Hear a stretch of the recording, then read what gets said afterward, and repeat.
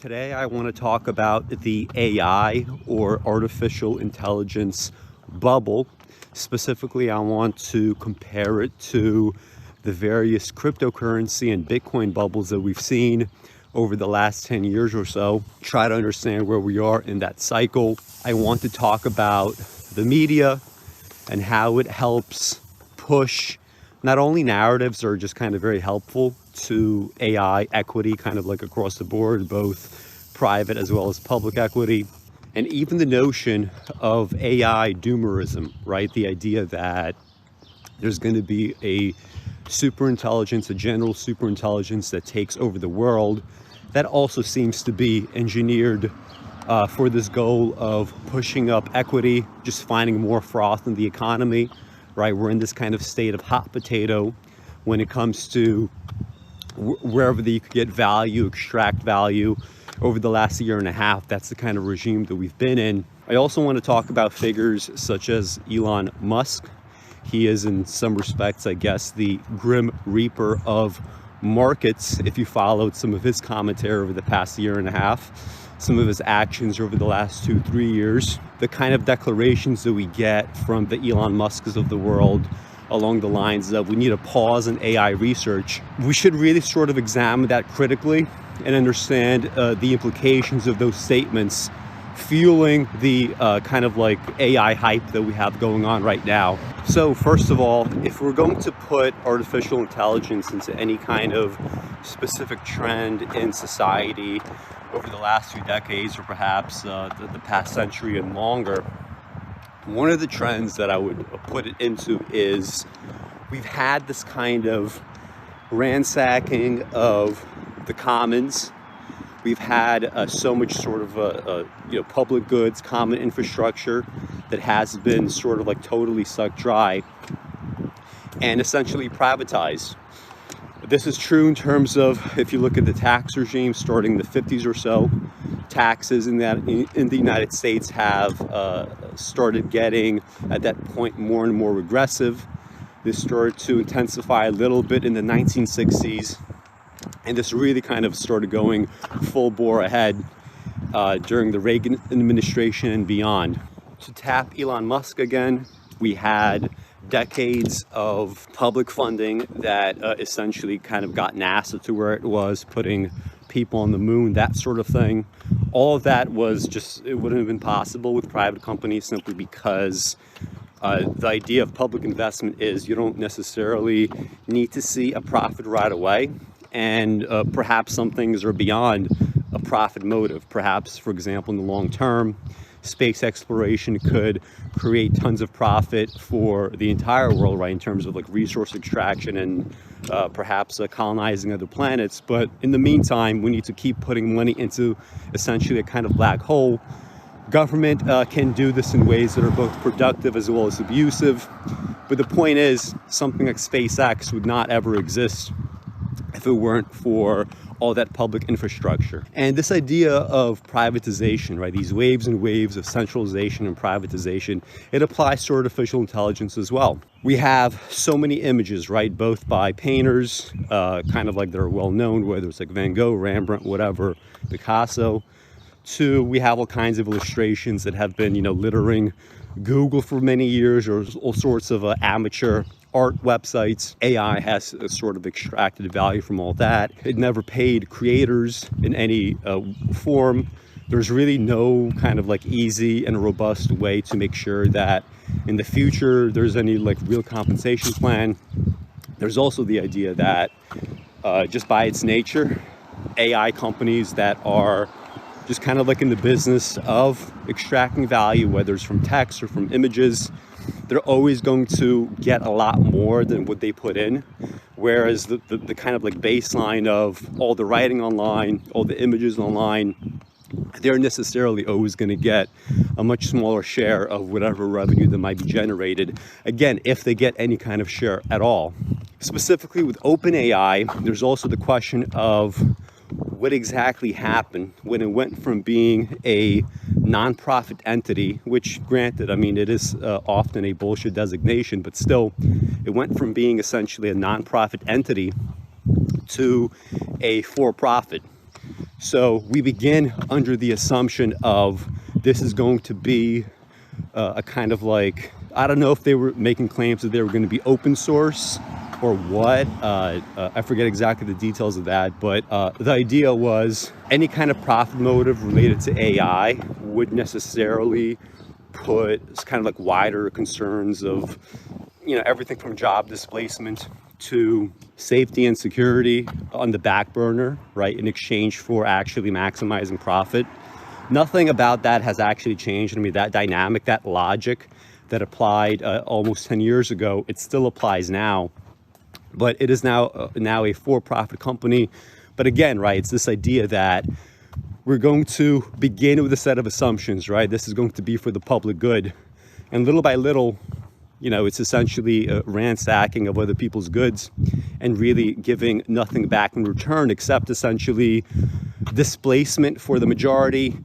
And for some people, however, there is going to be a boon from this. And this isn't just corporatists, and it's not just, extremely high salaried workers. I'm going to get into this in a little bit, but the point is, overwhelmingly, it seems as if the benefits are so far accruing into the hands of just very few centralized players. Now, the reason why I'm calling AI a bubble, we need to define what a bubble is. A bubble does not necessarily imply that there's no actual fundamental value underneath it all. I'm specifically comparing it to the crypto bubble, and it really is reminiscent to me of the 2017 crypto bubble specifically. If you guys were paying attention at the time, Vitalik Buterin, who's the founder, or rather the creator of Ethereum, I remember back in 2017, there was a news report, he said something like, it's really great that we've hit an $800 billion market cap for the entirety of cryptocurrency, but have we actually done anything to deserve it? So at the time, 800 billion was actually, I believe it was the market peak in either 2017 or very early 2018. And he was making a rational point, right? He essentially said there is obviously utility in cryptocurrency. There is underlying fundamental value, if only the network value or some of the specific kind of tech innovations. But the fact is, there's nothing really so far that we could point to, except back then it was just essentially we had Bitcoin as a digital gold.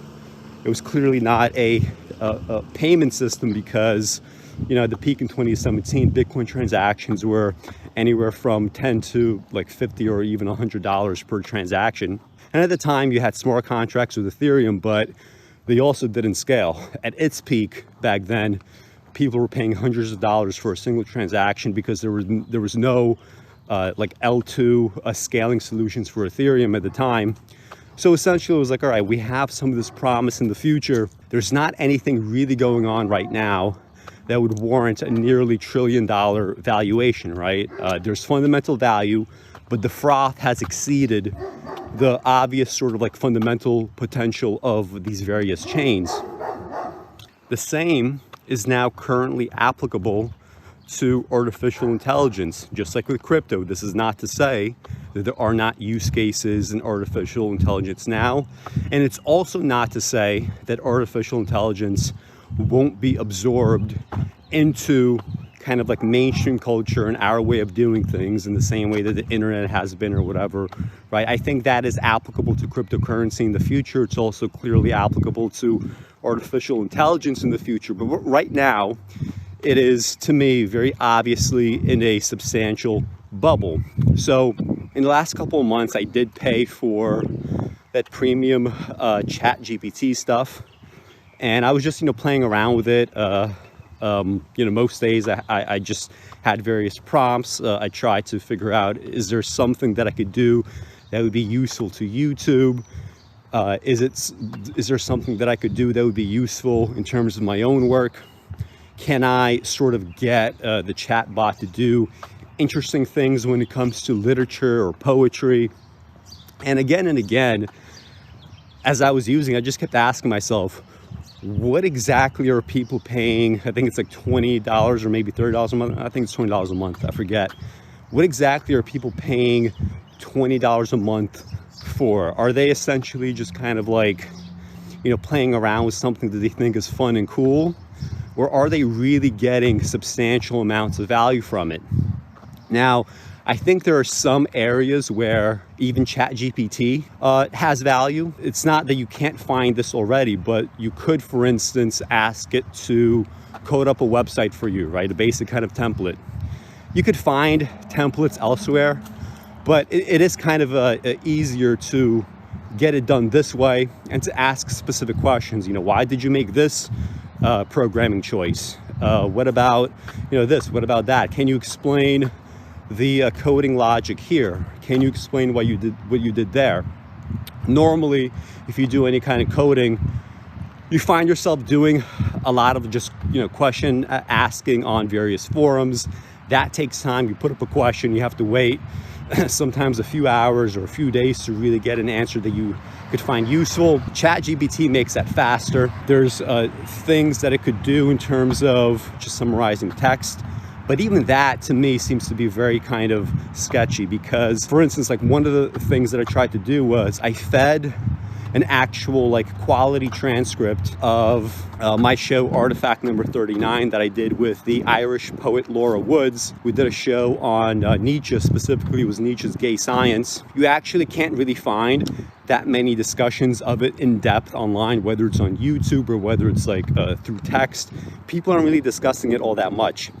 So when Laura and I did that show, we prepared for it a lot, right? We did outside research. We compared it to other books that Nietzsche has written. And we had a very kind of complex discussion where we said a lot of things that people don't normally say about Nietzsche. I got that transcript out and I fed it to ChatGPT and I said, essentially, look, I want you to summarize this into a blog post of, I tried various different prompts, 500 words, 1,000 words, 5,000 words. And every single time that it would come back with a summary, I noticed that it would just be hardcore hallucinating, right? And for those of you that don't know, when ChatGPT hallucinates, it basically presents false information with tons of confidence that isn't actually there, or that's not real, or in the context of the transcript, everything that ChatGPT needs to know essentially about the discussion, it's in the transcript. It's just literally what was said. And the summaries it would come back with was much closer to generic assessments that other people have made of Nietzsche, or maybe even of the gay science. And it had very little to do with our actual discussion. It was as if it had so many biases already built in with the kind of trite kind of ways that Nietzsche normally gets discussed. And it could not find a way to get beyond these biases. And I would ask specific questions about the transcript and I spent something like 2-3 hours dealing with this. And I tried all kinds of different prompts. I know there's different tricks and strategies to get ChatGPT to do what you want it to do. But the point is, after several hours of doing it, I just sort of gave up on it. I was like, listen, this is it's literally too complicated for ChatGPT, not because it can't synthesize this information, but because for whatever reason, it's just too stuck in its own biases. So that's one thing that immediately alerted me that, there's a lot of problems here. So far, we've essentially been presented image manipulation and image creation. We've been, there's some medical applications. There's been other utilities in the military, in the occupied territories right now. They have artificial intelligence guns and turrets. So if you pass through a checkpoint, you better not be beyond a certain shade of brown, or else you're going to be shot dead. When it comes to image manipulation, that so far is probably the most impressive aspect of artificial intelligence and this kind of wider cultural appeal. For instance, if you look at the thumbnail that I generated for my Trump video from a few weeks ago, Donald Trump was indicted for the wrong crime. I was basically spending about an hour or so trying to get an image that was alluring of Donald Trump, and the parameters that I chose was something like Donald Trump arrested, and for whatever reason it came back with a photo of, not a photo, but essentially an oil painting, I guess, of Donald Trump with a woman that is clearly not his wife and is not anybody that's been in the media, but there is a kind of like, enigmatic sort of quality to it, a dynamic between the two figures. And I was like, people are going to click on the thumbnail. And sure enough, people clicked on it pretty hard, right? It was probably my fastest moving video that I've ever done in terms of outside of the shorts or whatever. So there's definitely things that you could do to game like the little systems that you're presented with in life. At the same time, artistically, right, there's nothing actually that's happening beyond the displacement of people that were not really artists, but were a kind of, they just called them illustrators. Like one thing that was in the news, I remember back in 2022 was there was this, I think it was a New Yorker article on Alex Jones. And instead of doing the typical thing, which is hiring an illustrator to do some sort of like, I don't know, cartoony representations of Alex Jones, they instead got an AI model to generate these images. And it was, in terms of illustration, it's not art, right? But it's pretty good for the purposes of having, utilitarian kind of dynamic to it. If you actually want to hear a more substantive discussion of AI and the arts, on the Patreon feed, I have a conversation with Dan Linden, who is a poet also from Ireland. And we discussed for about an hour or so, maybe a bit longer, specifically like AI and art and stuff like that. So anyway, it's clearly replacing illustrators. A lot of people are now saying things like, look, I used to, I spent all this time learning how to do 3D modeling, right? I really wanted to do illustration and design. And right now, the majority of my work is essentially feeding parameters to these algorithms for about 90% of the time. But then I spent 10% of my time essentially editing the images that come out, right? So there's already a kind of displacement that's occurring when it comes to artificial intelligence. I right now simply question to what extent this level of displacement can continue in the short to medium term. Now, illustrators are definitely out of the picture. Certain kinds of writing, when it comes to, I don't know, like BuzzFeed style listicles and stuff like that, all of that might as well have been written by robots, right? A lot of so-called very sort of like generic journalism might as well be written by robots. But when it comes to actual real creative work, anything that has like long-term sort of appeal, that's not going to be subject to this kind of like weird AI arms race. It seems like so far AI is not anywhere near where it needs to be. Now, when I say something like an AI arms race, the typical thing is people normally refer to, we need to compete with China, right? If China is doing this, we need to do this. If Russia is doing this, we need to do this. But there's also another element to it that people have to consider. So there is like something like, usefulness of information for like the average human consumer. One thing that I'm noticing in the last few years with Google is with more of these language models that become available, lots of articles are clearly just sort of AI written articles, and they're totally useless. They are useless if you're trying to get an actual understanding of information, because it's not going to actually absorb this kind of stuff that you need it to absorb. So it's not going to spit out the information that you need it to spit out. So almost every AI generated article, if you're looking for real answers on stuff, they're totally useless. And eventually Google is going to have to deal with the fact that more and more of these fragments online, they can't really be treated preferentially in stuff like search engines. So an arms race is going to develop between those that are essentially using these models to generate content, make money off of it, just doesn't matter how useless it is, it's just money, money, money. And other companies and other search engines and others that are essentially just trying to figure out, well, what exactly are the hallmarks of AI generated content, right? With deep fakes and stuff like that, there's going to be a kind of like war that emerges. I recently learned about some scam that affected like Trump supporters of people use these like AI generated videos, which are, they're very generic, that kind of thing. And I think it's kind of telling that it appealed specifically to much older and naive, like old women and old men, senior citizens voting for Trump, that sort of thing. They're able to be easily scammed. They weren't able to really tell the difference, but other people will. So, I mean, like so far, it seems like when it comes to actual profit generation, one of the biggest profit generation engines when it comes to AI recently was essentially a set of deep fake scams. Most people have just been systematically taken away from any kind of like real understanding of what real art looks like, and they've been fed, right, for many decades now, this idea that there actually is not any real difference between one work of art and the next. Everything is subjective.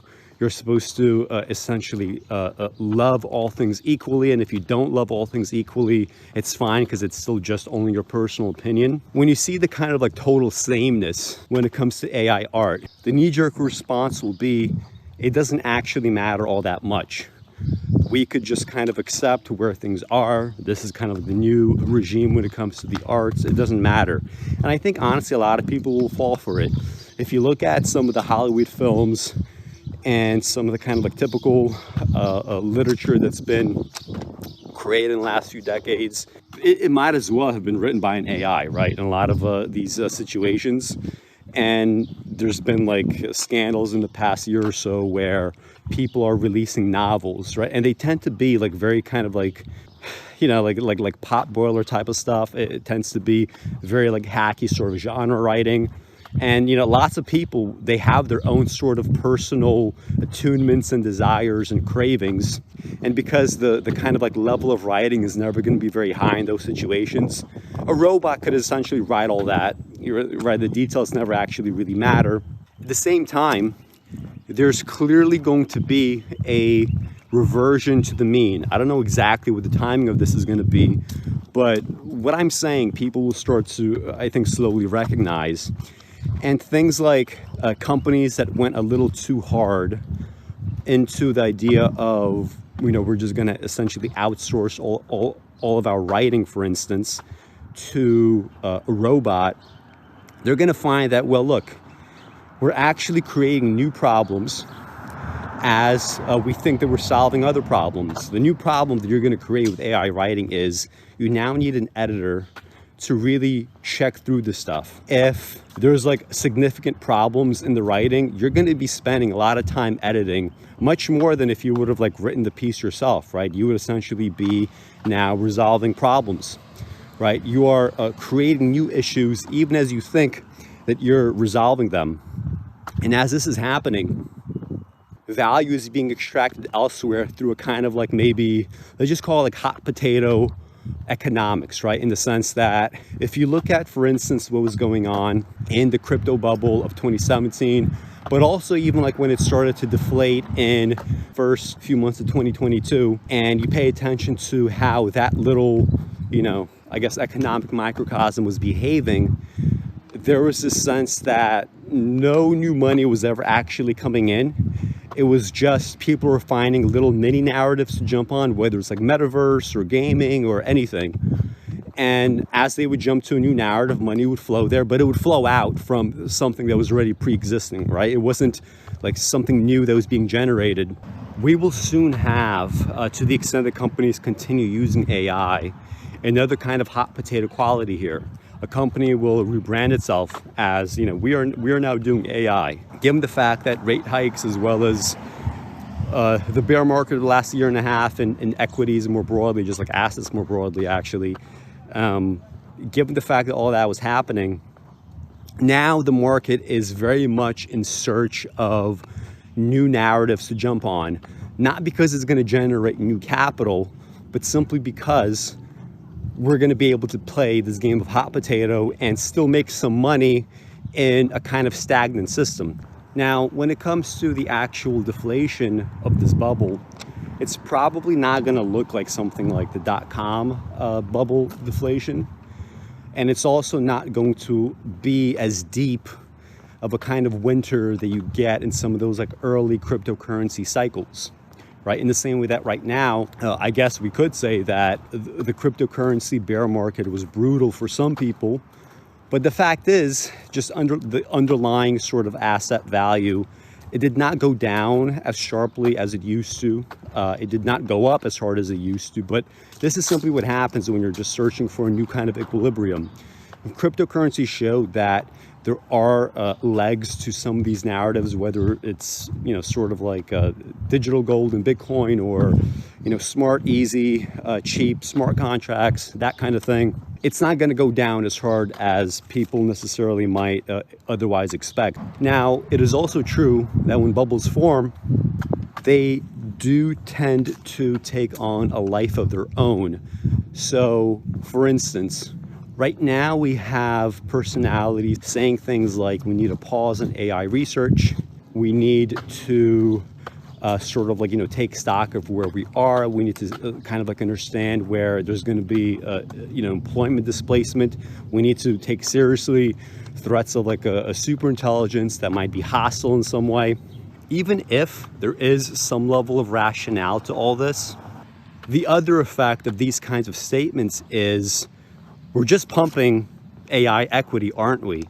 If we are having this conversation of doomerism, that's not going to actually subtract from AI valuations, will it? If anything, it's going to increase them, simply because now the people that are manning all this, they're like, wow, look, the conversation is all about us. It's all about our companies. It's about the fact that really it's within our hands to destroy the world or to make it better for everyone. That's going to bring a lot of attention. That's going to bring money. That's going to bring everything that they say that they sort of want to put a pause on. We're not actually going to have the kind of pause. And to the extent that pauses occur, they will probably happen due to the infighting of the various executives. So Bill Gates, right? He's an investor in OpenAI. We have Elon Musk, who used to be involved with OpenAI. And the idea is, and I'm not sure, how true all these statements are, but from what I've read, it seems as if in 2015 or 2016 or something, he wanted to essentially be the head of OpenAI, and he was voted down, and he got upset about that. And of course, like a petulant child, he just left. It's very possible that right now, because he did not really, his focus was not AI during all these years, but it seems like that is the kind of like financial focus now. Now he's pivoting more and more to AI, and he's saying things like, we need to do this differently, right? He's going to make his own company.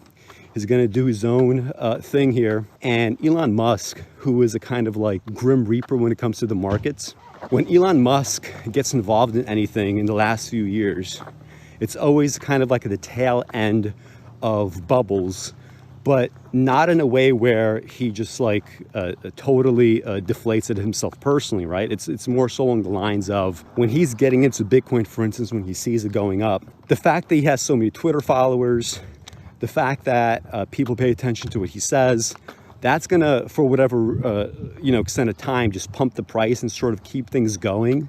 If there's a kind of like little deflation that occurs, maybe his confidence, right, in this or that is gonna make it go up again. So if Musk is a kind of market grim reaper, where he breathes some life into things for a period of time before everything goes south again, that's probably what I assume is going to happen with his burgeoning relationship with this like new AI stuff that he's trying to do. He will probably have a foundation or a company or something related to AI. It's going to take center stage at some point. There might be some sort of like new discovery in the next few months. Like maybe there's going to be some new kind of leap when it comes to the language ability of some of these models or the imaging ability of some of these models. And he's going to get in on that. And because he's now publicly talking about in a way where, well, look, we have these cartels, right? We have OpenAI, the way that they're doing it, it's very, very bad, right? The way that I'm doing is very, very good. He's going to sort of like pump that further, right? He's going to give that narrative legs. He's going to essentially be the kind of like, if you saw some of those like cryptocurrency coins in early 2022 or 2021, Elon come rocket and shit like that, right? Based on his name, based on his backing, we're going to have this like final spurt of activity before we have a deeper correction in everything AI related. And then the media won't be talking about it anymore, right? Which is the other part of it. Keep in mind that these bubbles tend to form largely because of media narratives. You could have a kind of baseline fundamental underlying value, but it's not going to matter if nobody's talking about it. And the media has been instrumental in this, whether it's, some of the ways that it's discussed job displacement. Like there was that recent, there was that recent strike of writers in Hollywood. It's been painted as something that has like a lot to do with AI displacement, and that's just not the case at all. There's a lot of AI doomerism in the media simply because it's sexy, it's very clickbaity, it works in that way, right? All these things are a kind of feedback loop, and people really have to understand that with anything, whether it's AI, whether it's something with true fundamental value, like anything, it's so attention driven now. This is how the kind of like new economic systems go, right? We are in a regime essentially of hot potato now, and we're gonna find like little new like sub narratives in AI. In the meantime, Elon is gonna time whatever announcements he has going on alongside this. He's gonna extract some equity, he's gonna make some money, and that's gonna be the end of it for a while. And people are going to forget about it. And really, it's really when people start to forget, that's when all those things start to rev up, right? And it's obviously not just like little niches like AI or crypto, right? It's also the economy more broadly, right? Remember, think of all the commentary in the economy in the last 18 months and how wrong it was. When you see media stories, whether it's AI doomerism or whatnot, just really critically examine some of those assumptions and really ask yourself, why would people with a ton of money on the line and a ton of reputation on the line, when they're asking for pauses, or when they're being the drum about doomerism, or when they're saying, like Sam Altman, no, we have to go full speed ahead, right? Sam Altman has to say full speed ahead in all these interviews, which is just kind of fascinating to me if you think about it, right? Doesn't that sort of like make you wish we had a sort of a Xi Jinping in our country? Right? How can you have an interview that you give to a journalist and everybody's bringing up, either safety concerns or the displacement of workers? You, the guy that's heading all this, you essentially sit there and you say, sorry, I understand what you're saying, but we just got to do it. We just have to do it. We have to go full speed ahead. And of course, the justification for that might be something along the lines of China, China, China. Now, Elon Musk can't say China, China, China, because he has a special interest in China. On top of that, he's also out of the AI game, so he has to play catch up. Everybody's playing catch up, right? All these dynamics that get painted as mature disagreements and, people taking adult stances, it's not any of that, right? It's bag holders that are fighting other bag holders, right? And essentially what happens is you, as always, you are the one that's funding all this. It's coming out of your pocket, right? Whether it's Peter Schiff telling you about gold and he's asking you for all these exorbitant fees so he could hold an ounce of gold for you, or whether it's something like, if you ever put any work online, whether it's images or whether it's writing, here they are, like essentially just extracting it from you. They're not giving you anything back. There's not going to be any future compensation. I think when people look back on this, it's going to be more and more obvious. Like right now we have so many discussions about AI doom, or runaway AI within 6 months or a year. And I'm like, fuck, like I'm sitting here paying $20 a month for ChatGPT and I'm asking it, write me a poem on this topic without using cliches. And it just can't do it. It spits back a poem using cliches. And I'm like, all right, do you understand what cliches are? Do not use them in this next poem. And then it says, sorry, I will now try to, do my best or something. Spits back, something also with cliches. Like I'm just watching that level of reality being played out before my eyes, because I'm actually looking for things that matter, right? If I were to use some of the stuff, I would try to use it to like better understand the arts, right? Not to be a parasite on the arts, but to better understand the arts, because I know for a fact that when it comes to any sort of innovation on this front, the only way that innovation can happen is you need to have human beings that understand what the actual parameters ought to be.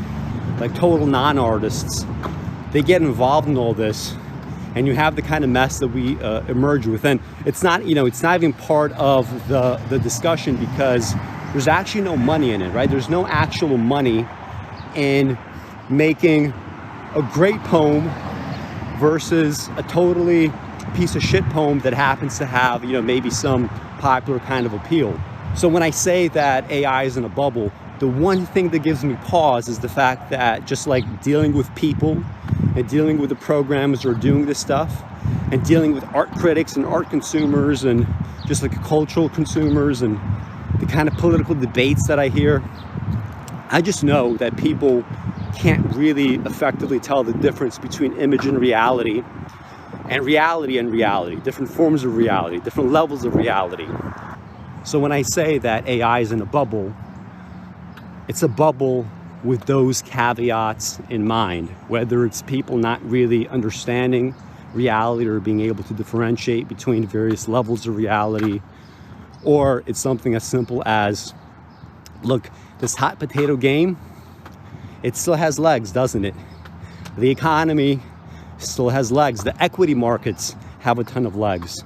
Like all that fear that was instilled over the last 18 months or so, that's still there, right? You still have David Sachs bitching about rates. You still have Elon Musk crying about the economy. And you still have that percolating through the kind of like wider sphere. Because I mean, by definition, if the fear wasn't there, people would have bought. And when people buy, that's a bull market, right? That's not a correction any longer. So all that still exists. Once we sort of slow some of that off and we're looking for these new narratives, AI is still going to be one of those narratives. We're just waiting for the Grim Reaper, Elon Musk, to declare this or that thing as the future, only for it to collapse before his very eyes. So keep in mind, those are going to be the top signals.